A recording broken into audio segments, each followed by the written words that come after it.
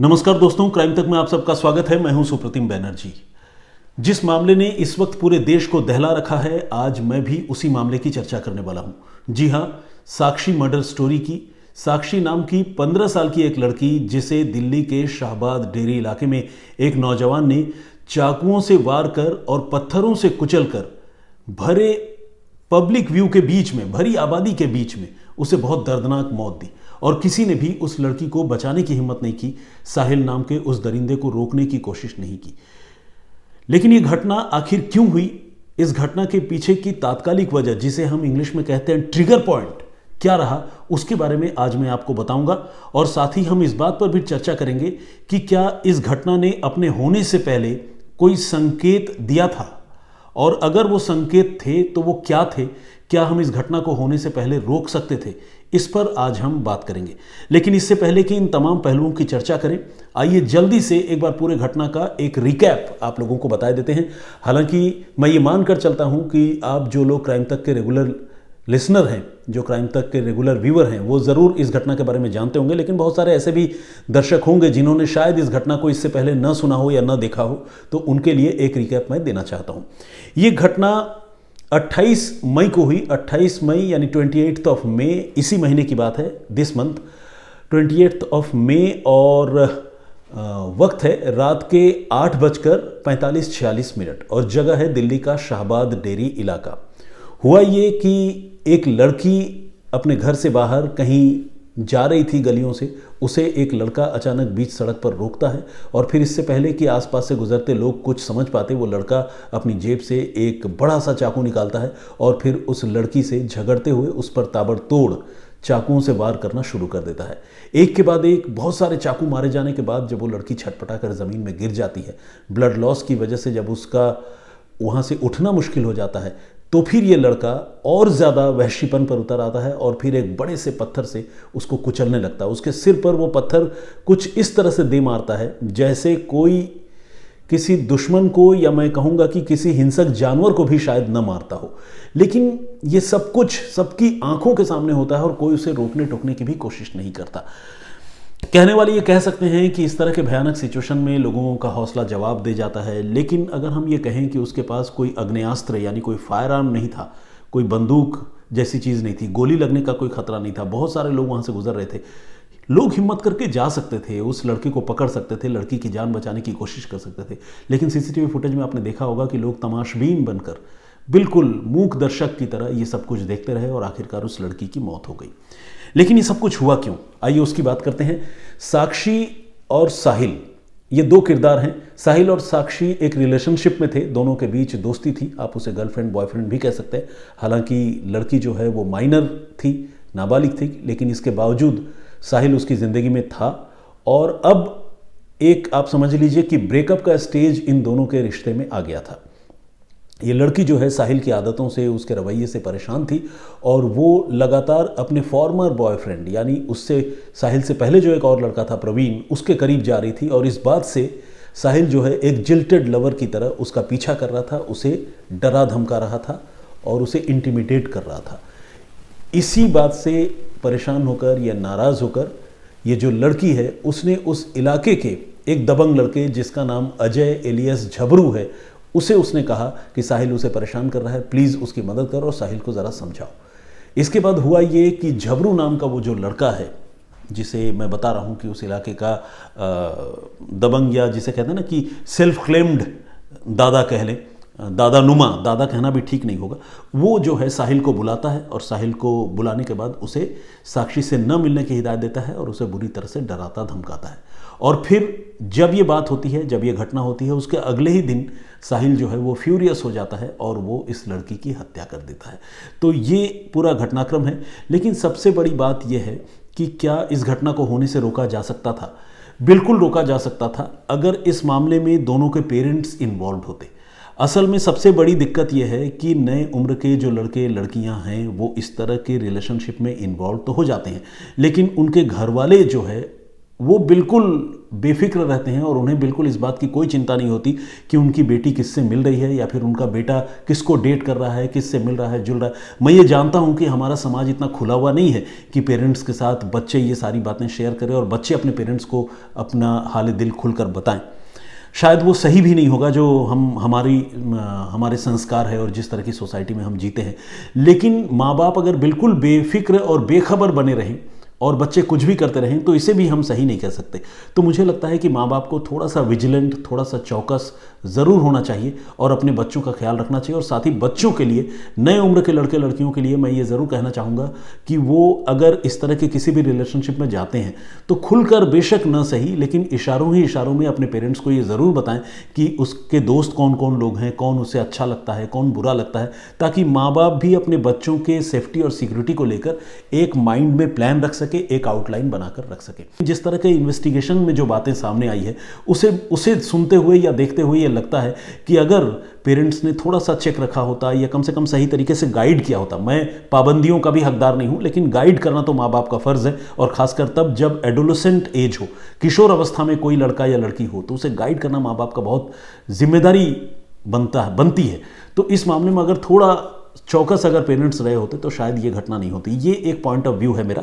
और दूसरा, जिस ट्रिगर पॉइंट की बात मैं आपको बता रहा था, वो ट्रिगर पॉइंट ये था कि साक्षी के साथ साहिल की न सिर्फ अनबन चल रही थी बल्कि साक्षी जो है इस बात को सेंस नहीं कर पा रही थी या सोच नहीं पा रही थी कि वो जिस साहिल के साथ अब तक रिलेशनशिप में है, साहिल उसे लेकर कितना पॉजिटिव या यूं कहूं कि जिल्टेड फील कर रहा है कि वो किसी भी हद तक जाने के लिए तैयार हो रहा है। यही वजह है कि साक्षी और साहिल की हाल के दिनों में जब भी बातचीत होती थी तो दोनों के बीच में बड़ी तीखी नोकझोंक और लड़ाई होती थी। कुछ एक ऑडियो क्लिप्स, कुछ एक वीडियो चैट पुलिस के हाथ लगे हैं, पुलिस उनके मोबाइल फ़ोन से उन चीज़ों को रिट्रीव भी करने में लगी है।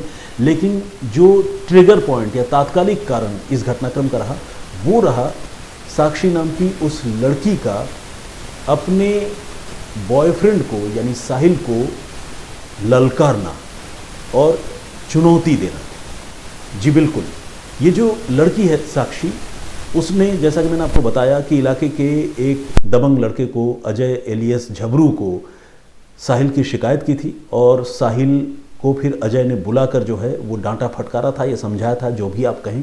इसके बाद साक्षी ने साहिल को एक ऑडियो मैसेज भेजा व्हाट्सएप पर और उस ऑडियो मैसेज में साक्षी ने अपने बॉयफ्रेंड को ये कहा कि तब तुम्हारी बदमाशी कहाँ चली गई थी जब तुम्हें झबरू ने बुलाया था या जब तुम्हें वो डांट रहा था। तो कहने का मतलब ये कि किसी आदमी की जो खुददारी है या किसी आदमी का जो गैरत है, अगर आप उसे नोइंगली या अननोइंगली ललकारते हैं और अगर वो आदमी इम्पल्सिव है, जिसे अपने भावनाओं पर, अपने इमोशंस पर, अपने सेंटिमेंट पर काबू नहीं है, तो वो आदमी कई बार बहुत खूंखार हो जाता है और कई बार बहुत भयानक हरकत को अंजाम दे जाता है। मैं ये बताना चाहूँगा कि ये जो दोनों लड़के लड़कियाँ थे, ये बिल्कुल नए उम्र के थे। उनको अपनी हरकतों का कॉन्सिक्वेंसेस क्या हो सकता है या उसका नतीजा क्या हो सकता है उसके बारे में बहुत ज़्यादा पता नहीं था और उसी के फलस्वरूप ये घटना हुई।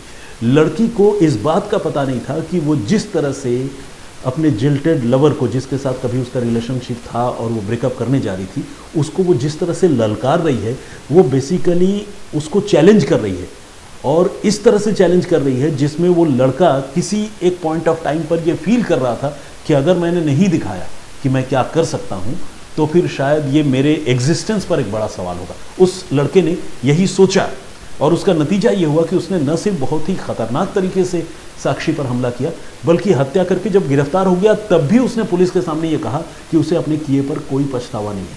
तो आखिर इतना बेखौफ और इतना बेहिस जिसे हम कहते हैं, जिसे थोड़ी भी इतनी बड़ी जुर्म, इतने बड़े घटना को अंजाम देने के बाद जिसे थोड़ा रत्ती भर भी जिसे अफसोस नहीं है, आखिर उसकी मानसिकता ऐसी क्यों हुई?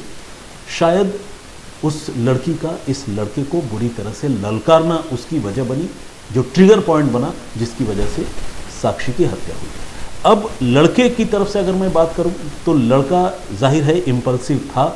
मैं उसे बदमाश, क्रिमिनल जो है वो तो है ही, लेकिन मैं बेवकूफ़ भी कहूँगा जिसने इस घटना को अंजाम देने के कॉन्सिक्वेंसेस के बारे में एक बार भी नहीं सोचा।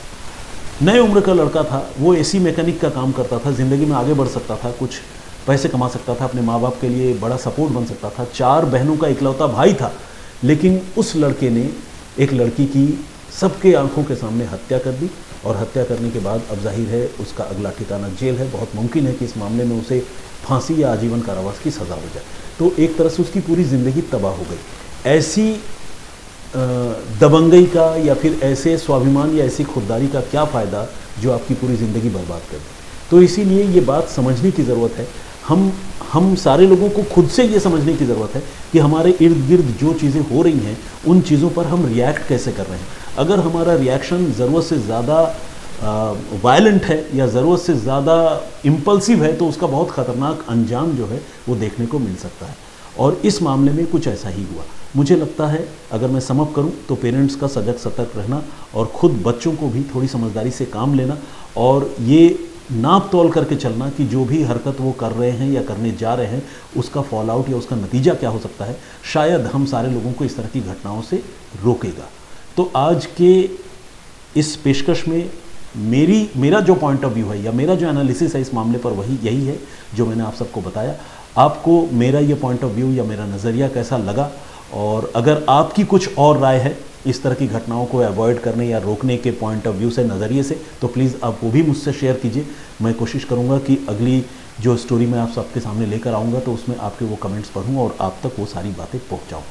लेकिन जैसा कि आप जानते हैं कि इससे पहले कि मैं आप सबसे इजाज़त लूँ, जो हमारी परिपाटी है, मेरे प्रीवियस वीडियो में आप में से कुछ लोगों ने, जिन लोगों ने भी कमेंट किया था, कुछ लोगों के नाम आइए पढ़ता हूँ और कुछ उनके कमेंट्स भी पढ़ता हूँ।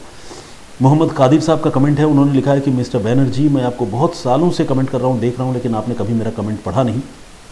और इन्होंने लिखा है कि आप बहुत अच्छा काम कर रहे हो और बहुत सारे कॉम्प्लीमेंट भी उन्होंने दिए हैं। तो thank you very much Qadir sahab. देखिए आज आपकी शिकायत दूर हो गई और मैंने आपका कमेंट पढ़ लिया। ये इत्तेफाक है कि आपका कमेंट जो है मेरी आंखों के सामने से नहीं गुजरा, वरना मैं हमेशा कहता हूं कि मैं आप सारे लोगों का कमेंट पढ़ना ही चाहता हूं। अशोक पटेल जी का भी कमेंट है, बहुत स्वागत आपका। सतगुर सिंह खट्टरा जी का भी कमेंट है, उन्होंने कहा है फांसी देने के लिए। मैंने जो पिछली कहानी सुनाई थी वो भी बेसिकली एक साहिल और साक्षी की स्टोरी से मिलती जुलती कहानी थी, लेकिन उसमें इन्वेस्टिगेशन बहुत ज़बरदस्त था। अगर आपको वक्त मिले तो प्लीज़ क्राइम तक के वीडियो सेक्शन में जाकर स्क्रॉल डाउन करके मेरी वो प्रीवियस स्टोरी आप देख और सुन सकते हैं। रज़ा आलम साहब का भी कमेंट है, बहुत स्वागत है आपका। रिजवान परवीन जी, आदाब सुप्रतिम भाई, उन्होंने कहा है मेरी ओर से भी आदाब अर्ज़ है आपको। अंकित बारसडी, गुजरात की राजधानी गांधीनगर। एग्जैक्टली कल मैंने जो कहानी आप लोगों को सुनाई थी उसमें मैंने बाई मिस्टेक गुजरात की राजधानी अहमदाबाद बता दिया और मुझे एक नहीं दसियों लोगों ने करेक्ट किया है। तो मैं आप सारे लोगों का बहुत शुक्रगुजार हूँ मुझे याद दिलाने के लिए। मुझे याद आता है कि एक बार पहले भी मैंने अपनी एक और कहानी या वीडियो में गुजरात की राजधानी अहमदाबाद कह दिया था, जिसके बाद मुझे बहुत सारे लोगों ने करेक्ट किया था, लेकिन शायद मैंने उसको ठीक से अपने दिमाग में रिटेन नहीं किया, जिसकी वजह से मैंने आप लोगों को वो गलत जगह बताई थी। तो प्लीज़ इसी तरह से कमेंट करते रहिए और मुझे बताते रहिए। Good afternoon sir. Manish Kumar Mandavi ji का कमेंट है। बिंदिया भट्ट मिश्रा, माफ़ कीजिएगा, भाटिया जी का कमेंट है। पता नहीं क्यों इनका बिंदिया भट्ट मिश्रा में पढ़ देता हूँ, तो वो भूल चूक है। तो बिंदिया भट्ट भाटिया जी का कमेंट है, बहुत स्वागत आपका। हेमंता दास का कमेंट है। पारस गेमिंग है, इन्होंने भी कमेंट किया है। इन्होंने प्रीवियस स्टोरी पर अपना एक सवाल छोड़ा है कि जो क्रिमिनल है उसको छिपाने में उनके एक रिलेटिव ने भी मदद की थी, उस पर कोई कार्रवाई क्यों नहीं हुई। देखिए उस पर कार्रवाई हुई होगी सबूत मिटाने और गुनहगारों को मदद करने के जुर्म में, लेकिन हो सकता है कि उसकी जानकारी मैंने जो रिसर्च की होगी उसमें मुझे नहीं मिल पाई, जिसकी वजह से मैंने उस पॉइंट को टच नहीं किया। सिमी वालिया जी ने भी अपनी बात रखी है। आई के फैशन, जॉय आचार्य जी का कमेंट है, बहुत स्वागत आपका। विजया मालेगू, बहुत अच्छा सुनाते हो आप, इन्होंने कहा है। प्रमोद यादव जी ने कुछ दिल वाली इमोजीज भेजी है, thank you very much. Amol photography के नाम से एक कमेंट है, उन्होंने नागपुर के अक्कू यादव केस के बारे में जानकारी चाहिए है। पुनीत पराशर जी, देवराज शर्मा जी, मामूनी बोरगोहा, श्रीधर का भी कमेंट है और इनका नाम बेसिकली सुयश यादव है, ये देवरिया उत्तर प्रदेश से हैं और ये कह रहे हैं कि इस स्टोरी को मैं शायद पहले भी सुना चुका हूँ। असल में बहुत सारी क्राइम की कहानियाँ बिल्कुल आइडेंटिकल होती है, एक दूसरे से मिलती जुलती है, तो थोड़ा सा कन्फ्यूज़न मुझे भी कई बार होता है कि कहीं ये कहानी सुनी हुई सी लग रही है। लेकिन ऐसा नहीं है कि कभी रिपीट नहीं हुआ क्राइम तक पर, वो ऐसी एक्सीडेंट्स कई बार हुए। लेकिन मैं ये बताना चाहता हूँ कि कई बार ऐसा होता है कि वो कहानियाँ अलग होती हैं लेकिन सुनने में शायद एक जैसी लगे। क्योंकि जो मैंने आपको स्टोरी सुनाई, मैंने तो पता नहीं अगर शम सर ने सुनाई हो तो सुनाई हो, लेकिन मैंने ये स्टोरी इससे पहले खुद नहीं सुनी थी, नहीं जानता था। रिसर्च करके ही मैंने सारी चीज़ें जानकारी जुटाई और आप लोगों के सामने उसे रखा। रमज़ान अली साहब का भी कमेंट है, बहुत स्वागत आपका। नरेश कुमार जी और गुड वाइब्स के नाम से हमारे एक दर्शक हैं, वो भी कमेंट करते हैं। सत्यपाल यादव जी हैं। शुभम भारद्वाज जी, बहुत बहुत स्वागत आपका। संतोष गुश्ता जी का भी कमेंट है, वो रेगुलर लिसनर हैं, अपने बारे में बता रही हैं और उन्होंने कहा है कि उनका कमेंट पढ़ने के लिए उन्होंने थैंक यू भी कहा है, तो बहुत बहुत धन्यवाद आपका। अजरा नहीं आज़म अंसारी साहब का कमेंट है, Jai Swaminarayan, my birth place is Palanpur, दिल को सुकून मिला आपसे सुन के। थैंक यू वेरी मच, बहुत धन्यवाद आपका। ये यूएसए में हैं और वहाँ से कमेंट कर रहे हैं। सुप्रतिम साहब आदाब। साजिद मिर्ज़ा साहब ने भी अपना कमेंट लिखा है और उन्होंने कहा है कि कोई ऐसी घटना जो मेरी आंखों देखी हो कभी मैं वो सुनाऊं जिससे मैं काफ़ी प्रभावित हुआ हूँ। बिल्कुल, ये बढ़िया सुझाव है, कभी मैं ऐसी कोई कहानी आप लोगों के लिए लेकर आऊँगा। ममता बनर्जी आपकी बहन है क्या? मुझे अच्छी नहीं लगती। एक हमारे दर्शक हैं, उन्होंने ये सवाल पूछा है। नहीं, मैं उनको सिर्फ इसलिए जानता हूँ कि वो पश्चिम बंगाल की मुख्यमंत्री है, अदरवाइज़ बनर्जी सरनेम के अलावा और कुछ भी कॉमन हम लोगों में नहीं है। जोया अहमद जी ने भी कमेंट किया है, बहुत स्वागत है आपका। द नूब गाय के नाम से एक आईडी है, मोहम्मद रिजवान का कमेंट है, बहुत स्वागत आपका। आनंद चंदेकर इन्होंने भी कमेंट किया है। विवेक ठाकुर जी और विजेंद्र सिंह जी, कृष्णा घोष जी रेगुलर कमेंट करती हैं। इकराम आलम साहब, मोहम्मद इशाक और मकसूद आलम, जसमीत कौर और शैलेश पांचाल, और भी बहुत सारे लोगों ने कमेंट किया है। सारे लोगों के कमेंट एक दिन में पढ़ नहीं सकता, आप जानते हैं, लेकिन बस मैं शुक्रगुजार ज़रूर हूं कि जिस तरह से आप लोग मेरे वीडियोस को देखते हैं, सपोर्ट करते हैं, लाइक करते हैं और इतने सारे कमेंट्स करते हैं। जाहिर है वो अनमोल है मेरे लिए, तो मैं एक बार फिर से आप सारे लोगों को थैंक यू कहना चाहूँगा। और आज जो कहानी या जो वाक़या मैं आप लोगों से शेयर कर रहा था, और बेसिकली कहानी या वाक़या तो नहीं, मैं कहूँगा कि आज जो एनालिसिस मैंने की उस पर आप लोगों की राय क्या है, प्लीज़ हो सके तो कमेंट बॉक्स में लिखकर ज़रूर बताइएगा।